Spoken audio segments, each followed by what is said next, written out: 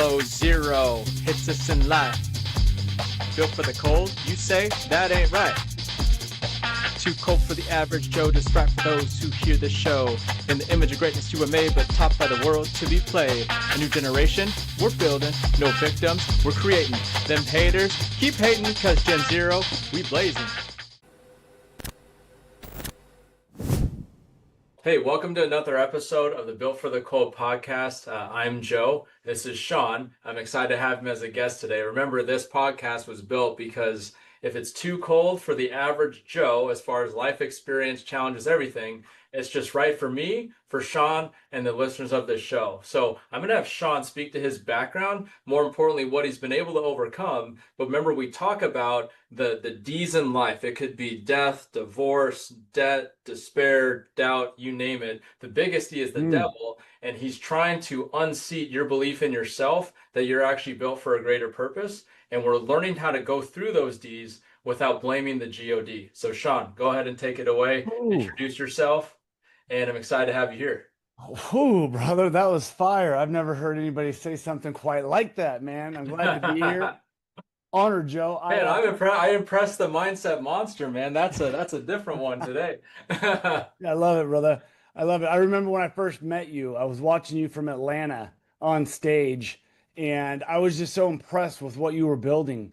And one, thank you for having me on here. Thank you for reaching out and making this happen. I appreciate it. It's an honor. I met you in Atlanta for the first time when Jeremy was courting me, recruiting me, right? So he sends me out to Atlanta to go watch that event, and I watched you from stage, and I'm like, this is a genius. This man's brilliant. And to watch what you built from cold calling, your success and your following, and people want to be around you, and then elevating your brand and your company, it's pretty cool. So thanks for having me on here, man. Oh, absolutely. Then, about me, where do I begin? Like, what do you want to know, man? Yeah. So I would say I have a couple questions, but I think the biggest one that's on my heart, just kind of starting out, is what created the mindset monster? I didn't know it at the time, and I've gotten really good at being able to deliver this without emotion and tearing up. I've really worked on this. My friend was murdered in 1998. It was 1:30, 1:45 in the morning, October 6th, and we were going to a Jimmy Buffett concert that day. And we were sitting at a house. We were watching a house of a man, an adult, who was growing pot plants in his backyard. He had 8, 9 pot plants in the backyard. Not that big of a deal to us. We just graduated high school, man. 18 years old. Life is ours. I'm with my current wife, my only wife, Jennifer. She's my girlfriend. And I hear this boom, boom, boom. Sheriffs were coming in. And I was like, oh, shoot. They kicked in the door and they came in. And me and my boy Riley were on the couch together with another girl, his girlfriend. And all of a sudden they just started firing. Oh. Gunshots. I rushed him and fell. I stood up and I rushed the guy and I just fell when I heard 2 or 3 cracks. And when I came to, they were gone. The girl on the couch was shot in the stomach. She lived. And my buddy had 6 bullets in the chest, and I held him while he died, spitting blood all over me. And it ruined me for 5 years. It ruined me. I dug deep into drinking and work. How old were you then? 18 years old. My best friend was murdered. And that's what created the mindset monster. But I didn't know. I didn't know what it was. And so for years, I was in a lot of pain, suffering. My wife, Jennifer Pollard, with me now, she walked me through that. She was the rock. I asked her to leave me. We had a son. I said, just leave me. You don't want, I'll take care of our boy. I'll take care of you, but I'm not good to be around. She didn't leave. She helped me. She served me. I didn't go to therapy. I worked my ass off in the car business, made a lot of money, but I was drinking heavily. And so I had to quit drinking. 5 years into it, I quit drinking. My grandfather helped me with it. My grandfather, 3 years after he died, really helped me slow down the pace I was living because it wasn't a good pace.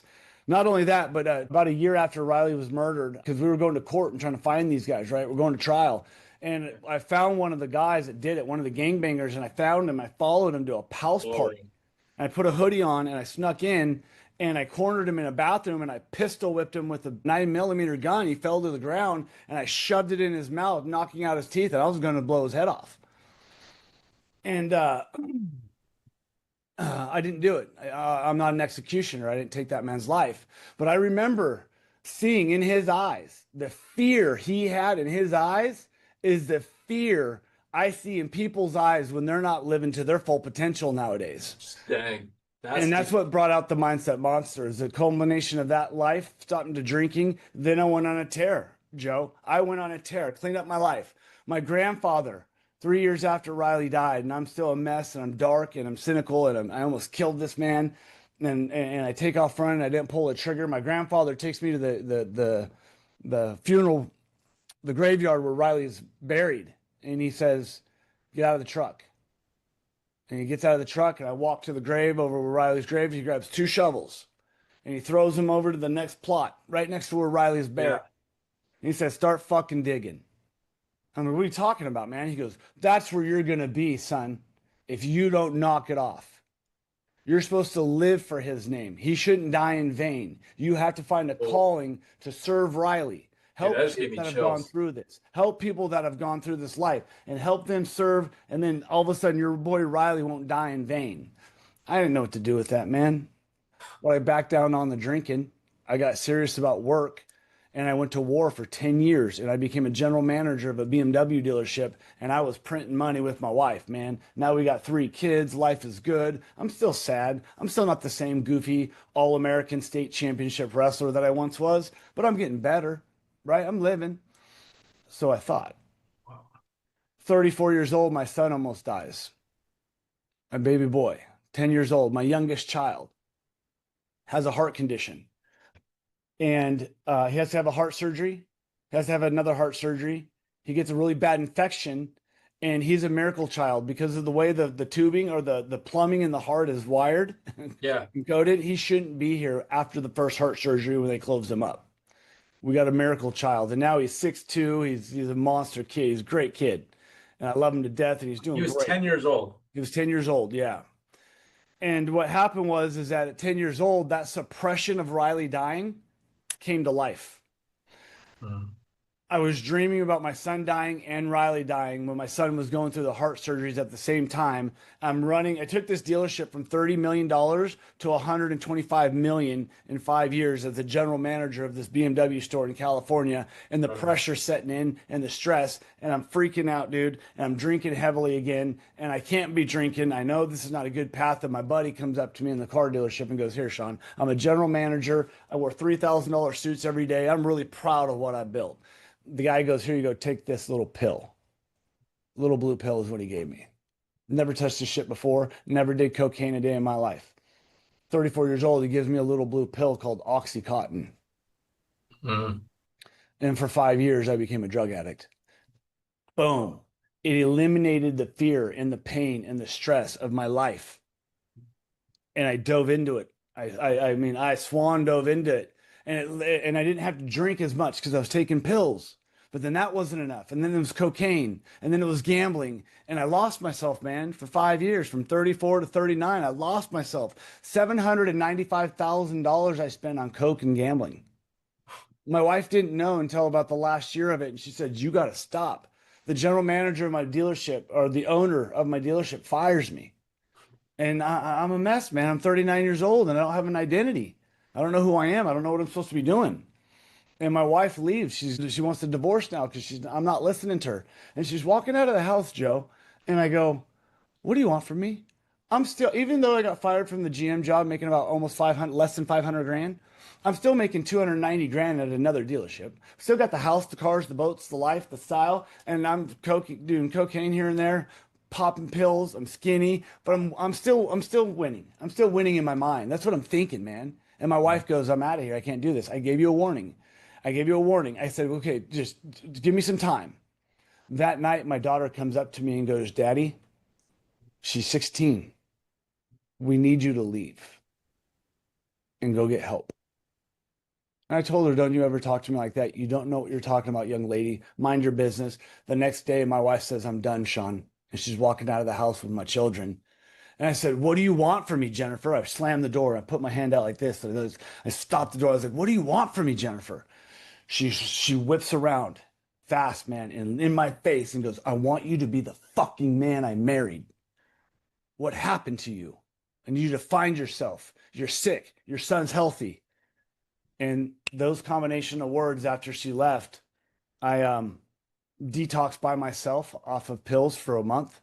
No AA, no rehab. Just like that. Just like that. I sat in my room for 30 days. I quit my job Holy. and I sat in my room for 30 days by myself and detoxed, puking. It was awful, Joe. Awful. No rehab, no AA, and the mindset monster was born, but I didn't know it yet.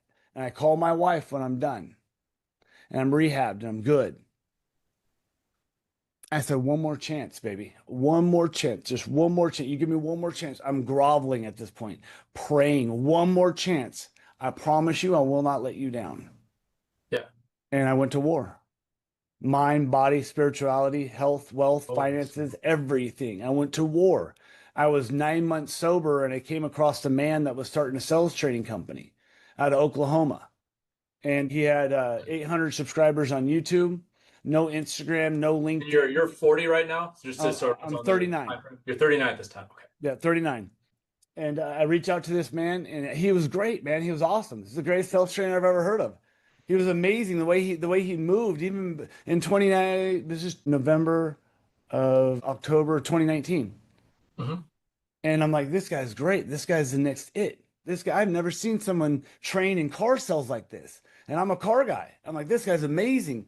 I reach out there, man. I reach out to him and I fly out and meet him in person. I'm supposed to stay for 5 days, Joe. 5. And I end up staying for 64 days. My wife thinks I have abandoned her. I'm 9 months sober. I disappear from my wife for 64 days. I come home to her. I'm like, "Hey, here's what's up." She's livid, livid. No money coming in. We're on our last couple bucks here soon, and then we're on credit card and we're playing with credit cards. And I said, "Hey, U-Haul's coming. We're moving to Oklahoma."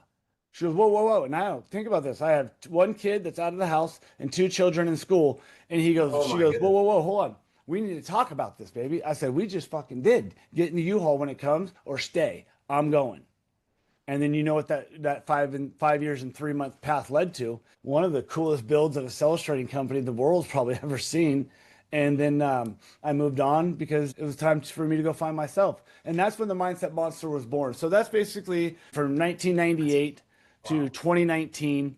And then 2019, the rebirth, the total transformation, the rebirth of myself. I had to kill my old self off to become a new man. And here we are, taking seventh level, the places that Jeremy's been dreaming of, but didn't have the right people and the right anchors in place. And we're getting it done, man. You see the numbers, you know? Absolutely, I do. Yeah, and for those of you that aren't familiar with seventh level, Jeremy Miner's company is Shawn and I both contribute to, and Shawn's been a very Yeah. crucial part in a lot of the growth that's been especially happening the last couple months. For those that you don't have that background, obviously you can follow Shawn as well here. But I think the biggest thing, Shawn, I hear in your story is that there's a couple moments in time Mm-hmm. where you could have chosen a different path, Yeah. and for whatever reason you chose to change. What was behind that? Well, I think we're fighters, right? Big question, too. That's a big question. We're fighters, men are fighters. And if you dig down deep into your ancestry and your lineage of who you are, right? Think about who you are. When was the last time anybody in your life with your last name did anything special? Mine, Isaac Pollard, 1814. He's the last Pollard that did something epic. I Epic. haven't even looked. You haven't looked? Okay, look at your lineage. I'm going So to. I'm a wrestler. I Mhm. wrestled my whole life since I could walk. I was a state championship, I was a state champ wrestler. I won state my junior year, got Incredible. second place my senior year. Had a baby at 17 with my wife, so I'm having a wife, kid. My buddy was murdered during this time, and I'm a wrestler, and I'm moving a million miles an hour. And then when Riley, gosh damn, when Riley died, it was a setback emotionally. But I'm a fighter. You're a fighter, Joe. We owe it to our lineage, and I'm serious about that, man. That's our last name. Someone put themselves through hell for me to be here. And the one 100%. that put the Pollard name on the map was Isaac Pollard. Isaac Pollard, he showed up, said, "I'm the one." That's why I have the quote, "We are the ones." That's why I say that, man. Isaac Pollard showed up to Nahaka, Nebraska, founded the town, was a bootlegger turned legal cider seller, apple cider seller, had Wow. 114,000 acres of land at 1814, blew up the Pollard name. I mean, just an amazing man. And then you look at it today, there's 5 acres left of that, and I own it. And all the Pollards sold the land off for money. And none of them are in the town anymore except for my father. My father still lives there in Nahaka, Nebraska, and the house that I own the 5 acres on that he's given to me. The one showed up was Isaac Pollard. Now, all the Pollards good people, they're great people, fantastic people, but they never did anything. They just lived 9 to 5, Monday to Friday, weekends off, nothing special. They sold all the land, and then I show up after pain. More champions are built from pain than motivation. Okay, and we're broken, not broken. We're scarred, man. We're beat up. Pain creates champions. The more amount of pain that you've endured in life, the bigger a life that you can have because you know what it's like to burden the load of pressure and stress. 100%. So I love a hard life. So I show up now and I'm the one, Isaac Pollard, and now it's my time. It's my time to go show the world what the Pollards are all about. The Mindset Monster, the brand that I'm building, that's not me. That's you, Joe. That's everybody that walks out there that believes the way I believe. Honor, one woman, one partner, one lover. Yep. Okay? And you stick with that woman through thick and thin. 100%. Honorable in life, honorable in business. I'm with my wife 28 years, 3 beautiful children. They're all grown up. They're all successful, high credit scores, high amount of money in the bank. They don't think like servant people. My son's with me now here working, getting his insurance license, and they think big because of the things that I've learned in the car business and the way I totally transform my life. It's the rebirth. The old person must die.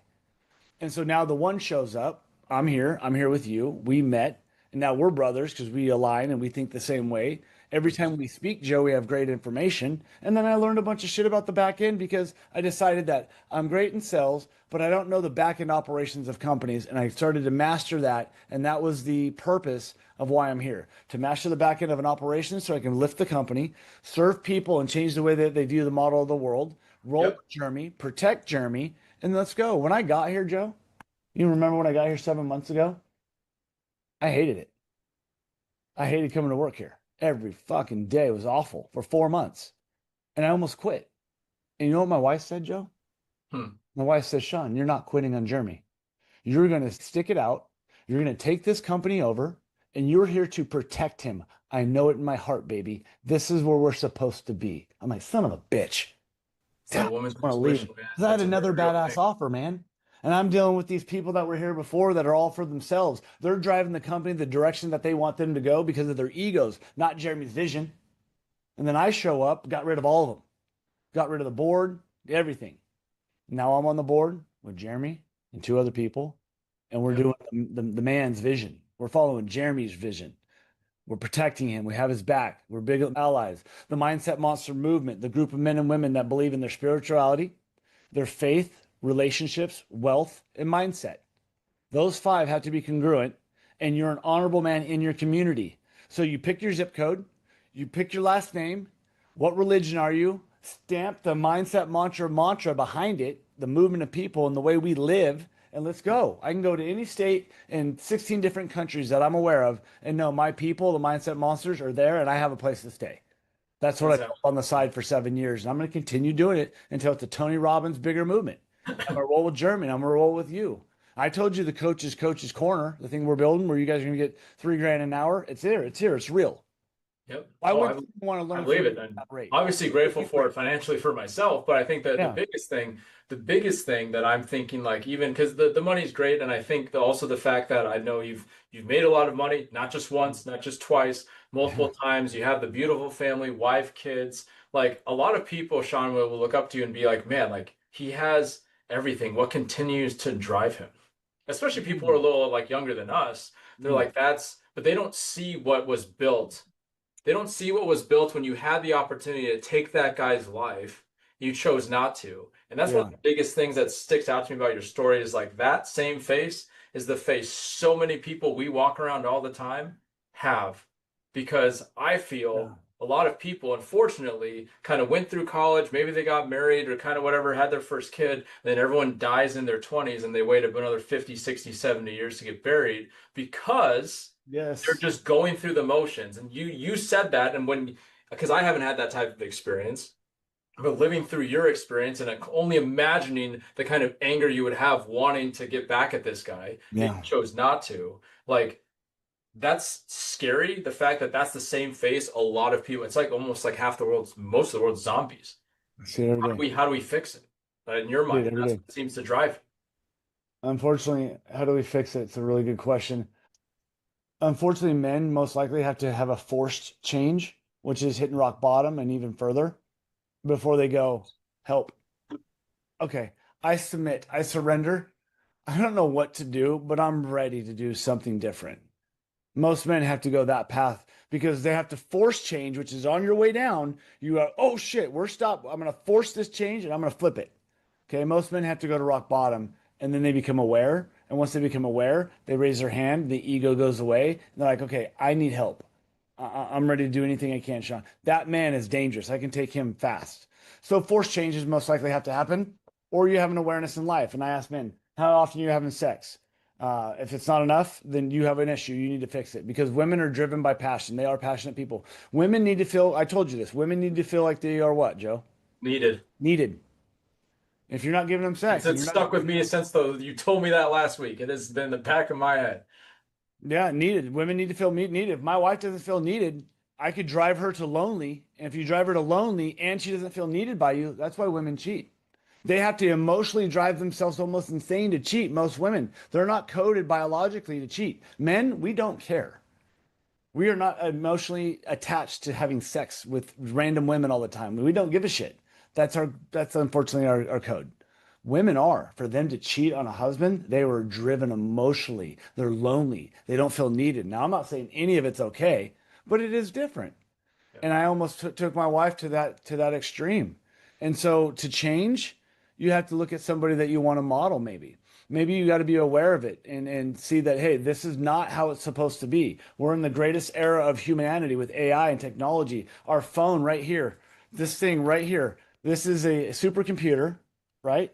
Are you going to use it as a tool or is it going to make you a fool? Most of you, this thing makes you a fool. And you have God given free will. AI, this phone, I can teach you how to print money. But do you want to do it? Not only for the money, but to serve others at a higher calling. What keeps me going, Joe, is knowing that there's a man just like me 6 years ago that's drinking himself to oblivion. The daughter doesn't look up to him or her daddy like a superhero. The sons don't want to be him. The wife's thinking about cheating on him. And I want to get that man. I want to help him. And it starts with sales training. The sales training is a sexy where we get them in, right? We get them in, we teach them how to make more money, and then I get my hands on them and I help them with the mindset and the reality of their life isn't all it's cracked up to be. If you're not having sex at least 3 times a week with your wife, too bad. I'm 28 years married, bro, and I'm still doing those numbers with her because we are passionate together. We love one another. We drive each other crazy, but we're in this thing.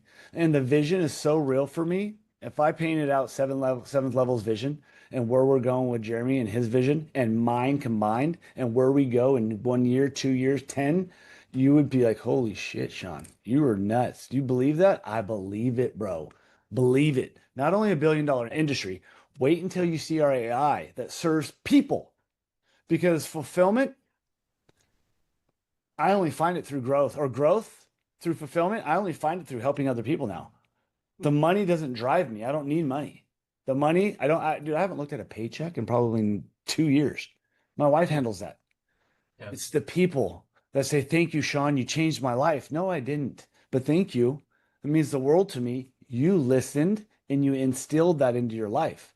Be proud of yourself. I love it, bro. I get text messages all day long. You changed my marriage. You changed my life. Now, I didn't do all that. Like I said, I can't take that credit. That's not my ego. Or when the woman calls me, this is so special. The woman calls me and That's says, that's hey, that's different. thank you for bringing my man back. Thank you for bringing my husband home to me. He's awake now, Shawn. I don't know what the hell you said to him or did to him, but he's back. My man is back. And then the kids have daddy that has a superhero. My kids want to be like me now, man. They didn't used to. And so that's life, dude. What do you want? You want money? Good. That's easy. It's easy. But what about the internal? Okay. What about the internal that can go affect the external? You have to rewire and go to war internally to become this new person, the one, the monster, so you can externally shape the world because it's needed, man. Look how crazy it is out here. Look Why at do me. you find so many? I don't mean to interrupt you. You just have so many good points. It's like, man, I just want to like, Jeremy talks about pat interrupt and have you walk back and I go through love all. it. I think the Well, biggest which thing, part, man? What do you mean? What points? Just yeah, reading, yeah, studying, thinking. yeah. Journaling. I think it's just where you're mentioning, and I always go back to like moments in time, but it's like all these little decisions that when you had the choice to like, you could have chosen to like not gone out to Oklahoma. You could have Hmm. chosen to not turn your life around. You could have chosen to Yeah, continue digging that grave, right, with your grandfather there, right? You yeah. could have chosen all those things, but you didn't. And I've seen a lot of people would know who you coach, right, if we named them by name, right? Oh yeah, absolutely. They know What who I coach. exactly, but what do you see in these people? Because I think sometimes a lot of people think like, oh, well, Sean or Joe and anyone that's heard our stories, well, they had like crazy things happen to them, so of course they need to change. I haven't had a ton of stuff like that, and I've always seen it as like, okay, if you haven't, here's the crazy part about growth. You choose change, or change will choose you. Yeah. That's your only two options. So either you choose to go grow, or eventually life is going to force you, and like you said, but what do you see in all these people that you coach and train, and what's the one thing that they have in common? What they're willing to do. Oh, when they want to go into the change. Correct. Okay, that's really good. Okay, one, it starts with hope. Okay. They've lost the element of hope in their lives and they quit dreaming. Okay, somewhere along the lines, uncles, aunts, moms, friends, whatever, they smashed their dream and it started smashing. You got your dream crushed at 6. By 10, you got your dream crushed again. And then by 13, something happens, another dream got crushed. High school, dream crushed. College, some dreams were crushed. You didn't get the job, dream crushed. You didn't make the team, dream crushed. And then all of a sudden, you're living life and the career that you don't get the promotion, dream crushed again. And all of a sudden, you're wired. You're wired. Your mind is wired. This is just how it is. It's just how it is. It's how my life. No, it's not. Because nothing is permanent, Joe, but your soul. So if nothing is permanent but your soul, you can change at any age, anything that you want, and you have to go back to dreaming. We detach from dreaming the older we get, and you have to go back to dreaming. And then you have to find something that inspires hope. Person, book, religion, faith, something. It inspires hope. My hope was to be my wife's ultimate fantasy. That's what I wanted. I wanted, if my wife ever left me, I feel sorry for the man that gets her. He will never compete with me in the bedroom. He will never compete me with the way I treat her. Let's go. I wanted to be my wife's ultimate fantasy. I want her to dream of me. I want her to be, I mean, when I come home, man, and she makes me, Jennifer, you have such a lucky man. If you're listening to this, I'm telling you right now. well, bro, she built it. Think about it. She built this man. She stayed.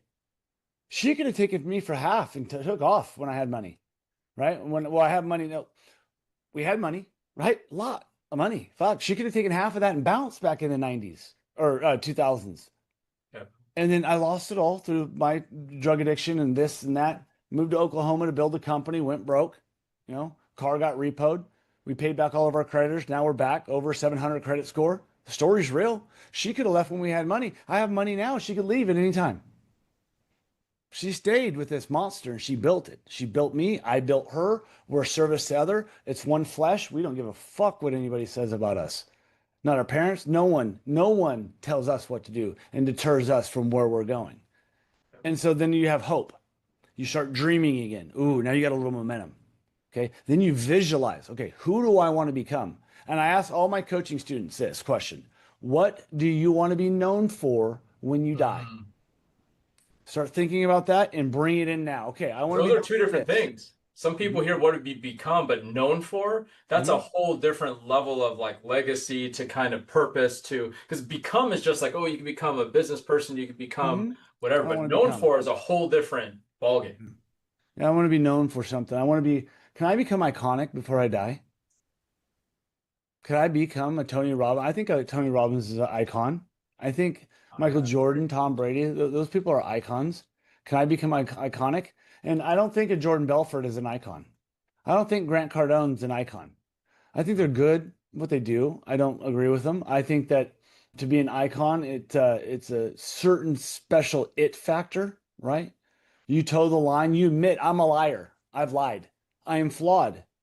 but I do my very, very best to serve at the highest level, Joe. I promised my wife I wouldn't lie. I used to lie all the time.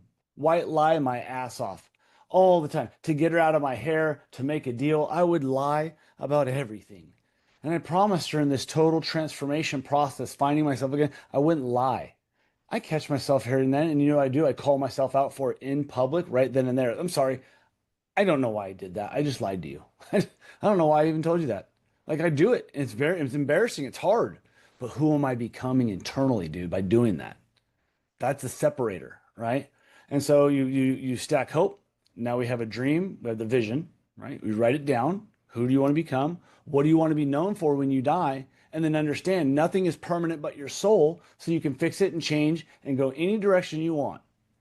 And the first thing you have to do in this transformation process to go become the millionaire or a billionaire and do the things, you have to audit your circle and you have to put your parents in check. Most likely.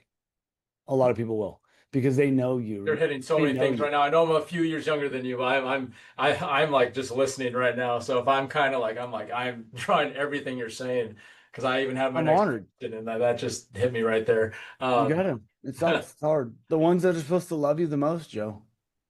The ones that are supposed to love you, and they love you. They want you safe. We ain't trying to be safe. We're trying to take over. And so the advice that they may give or the things that they might say, they don't know they're hurting you, but that doesn't align with who I'm trying to become. So I got to go. Can't listen to you. I put my mom and dad in check one time, 5 years ago, 4 years ago, and now they're with me. They know their son, and now they see the success and the fact that I paid off their house and the things that I've done for them, and they're like, he's done it. He did it. He did what he said he was going to do.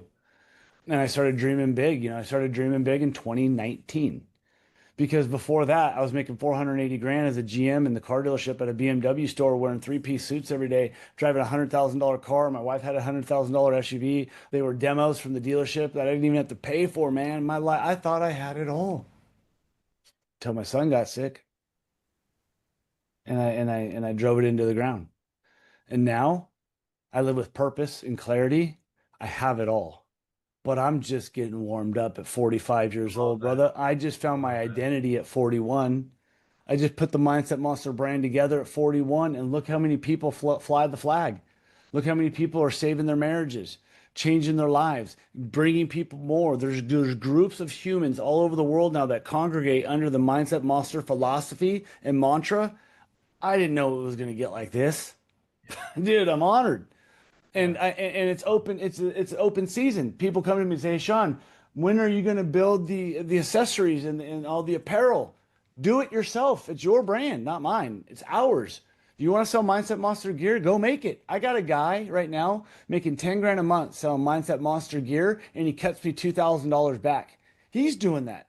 I have another two people starting to do that. It's the brand for all. There's no IP to this. There's no trademark. There's no copyright. It's ours, you guys. I built it from an Instagram and just speaking to the truth. I walked in, I leveled my home, and I started over at 39. And it was the most elegant thing I've ever done. It was beautiful, man. I was just like, here we go. And then my wife, she loves me so much. The first year of the recreation and the total transformation of life, she stood there like this. Because she didn't want to get her heart broken again. She started to like seeing what she saw. She started to like to see her new man. She started liking what I was doing, and she didn't want to buy in because she thought for maybe I might slip and go back to drinking and mess up, and she didn't want to have her heart broken again. So she sat there like this for a year and a half or so. And I pulled her aside one night and I said, baby, I love you. If you don't snap out of it and get with me on this journey, I'm going to leave you. Here's what's going to happen. A new woman's going to come into my life that I'm going to love. She's going to love me. And she doesn't know the old Shawn. She gets this new version I'm trying to build. She doesn't know the pain, the sleepless nights, the crying, the heartbreak. She doesn't know any of that. She gets this new man that you fucking built, and you don't get to enjoy it because you won't wake up and run with me. Dude, the very next day, boom, lights out, in the gym, ready to roll, arms out. Now she's helping in the company. And we just started exploding, and every day we get better and better because the truth is real. We are the ones. We showed up to change this life. The Pollard legacy started with Isaac, and I'm going to be the one that finishes it and carries it home until my sons take over. That. I think such a strength of yours, my friend, is like you have you have such a way to speak to the vulnerabilities and Thank you, like brother. how you that's such a strength in so many ways because we're actually only defined by our weakest point. Mm-hmm. Right. Yeah. And that's like we don't rise to the level of our goals or our greatest intentions, right? I talk about it all the time, but we fall to the level of our weakest systems and beliefs. Yep. And you speak so strong to the vulnerabilities that it almost inherently becomes a strength. Yeah. And that's Yeah. where I just appreciate you a ton for because I felt like even just there's so many points during your story. I feel like, all right, I've been this is I feel so honored to have you on this podcast. We just started it this year, right? Yeah. But hearing your story, seeing what's going on, but there were so many points that I'm like, God told Shawn to tell me that right now. God told Shawn to tell me that right now. And it's just this, I just know it's going to help so many people. And I'm so blessed to have you here. What's kind of a last thought as we wrap up? And then you can share where people can follow you. But what's kind of one Okay. last thought you to a lot of the listeners to this show, they've gone through different things, and Mm-hmm. how do we just help them not claim victim to what happens to them? You got to go alone. You got to go into the dark, right? Go back into the dark and be alone. Because in the dark, alone, there's no distractions and you can find your thoughts. Write. Write down everything you want to accomplish. Write down your fears. Write down your insecurities. Anything that triggers you emotionally that's over 6 months old, write it all out and burn it. Deal with that. Write it all out. Riley being murdered. I wrote it all out 3 years ago. It was 37 pages, Joe. 37 pages. And I wrote out in detail how I felt, why I thought I'd failed him. I wasn't fast enough. I should have covered him up. I was Riley's protector. I wasn't quick enough to the gunman. And I wrote all these guilty things I was blaming myself for, man. Can't blame yourself for that. The fuck? And I wrote all of it out and I wrote it out and I wrote it out. And you see tears all over the paper. And then at the end, I saved it and I read it the next day, page for page, slowed down and read it, took it all in and say, I forgive myself of everything. I want to move on with my life. I want to be happy again. And I burned it and it worked. I felt like this pressure relief. And I told Riley, I look up at Riley, this is for you, man. And I'm going to bring people on this mission. The Mindset Monster mission is so my boy doesn't die in vain. And so you have to make the choice that it's okay to be alone. It's okay. Solace is power. Be alone, write out your thoughts, get clarity. If you have to, if you're bad with social media, get off social media for a month, reconnect, okay, and then drive it home because you have a certain amount of finite time and it only takes about 68 days to really get a good routine going that becomes a ritual, okay? And the first thing you must do is you have to replace a habit with a new habit that's better for you. If you Yep. drink, walk, right? If you take a lot of sugar in, go to organic food, whatever. But we're Do habitual something by different. nature. Yeah. Yep. So habits have to be replaced. You don't just get rid of habits, you replace habit for habit. I walk every night. Every night I walk 5 miles. And everybody meets me at the park. They know I'm there now. They meet me at the park and we talk business, we talk integrations, we talk branding. How did the Mindset Monster brand do $44,000 in gross profit last month with no overhead and no, I mean, dude, think about that. I don't advertise it. I don't do anything. And plus the Yes. money I made at seventh level, plus the money I made in my insurance company, right? No one knows that. The insurance company I have now. And plus the money we're making with the AI. Like you can do anything you want. Let me help you plus your life. You can't add and subtract your life. You have to multiply or you're fucked. And the government ain't saving you. There's nothing coming for you but you to get this life. Okay. So if you need help, you reach out. All my shit's 99% free. I'll give you the time if I have it. If you need it, schedule it with my assistant. I'll give you a 15-minute pep call. Tell me where you're at in your business. Tell me where you're at in your marriage, and I'll show you what worked for me. Because you can't deny my scoreboard and what I've built. And now Absolutely. Jeremy Miner, seventh level, it's the most profitable it's ever been. And we're doing more numbers than we've ever done in 8 months of me being here. And I only took over as president 3 months ago. Joe, I it's know. over. It's done. I This know. this it's a wrap. We're the best. We're Look just at look at starting Jeremy to. Miner, ranked 44th in the world by Selling Power magazine as a sales professional. You can't fake that, Joe. Oh, All these people with their false claims on what they do, bullshit. I know their numbers. No one's bigger than seventh level in B2C. Nobody. Nobody. But we don't talk about that, do we, Joe? We just do the work. We honor our people. yep. Yeah, I love it, man. Where can people, as we wrap up here, where can people find you? Where can people get excited about what the movement you're doing, what we're doing with Seventh? I will give them Maria, Maria, at seventh level hqteam.com. If you Cool. email her and say, hey, I'm from the podcast, she'll give you 15 minutes for free. And then at mindset monster underscore in the DMs is where it goes down, baby. Perfect. Awesome, man. That Facebook DMs too, where it goes down. And then that's I'm social. I'm 100% DM. Like I pull probably 300 grand a month out of the DMs, man. It goes down in the DMs, brother. And if you don't have a meme game and follow up, MEME, meme game, Yeah. and you don't know how to use memes with AI in your follow up, wake up. You're gonna get smoked. We're smoking you because we are printing money this way. And I'll teach you all that too. We have a lot of stuff to go over, man. We got a lot of work to do, Joe. We got a lot of work to do, man. I'm so thankful again, you taking the time, jumping on here. Hey, guys, absolutely. That's Shawn Pollard for you. Just an absolute tear of energy, but also discipline, character, mindset. Just again, thankful for the influence you have on my life, my girlfriend, and her daughter and everything. Like I've talked a lot about you and your wife and your family to them. Oh, thank you. So I'm just super grateful for you guys, and we'll wrap it on that. For those of you that are here and ready for the next step, keep listening to the show. We'll see you on the next one. Woo! See ya.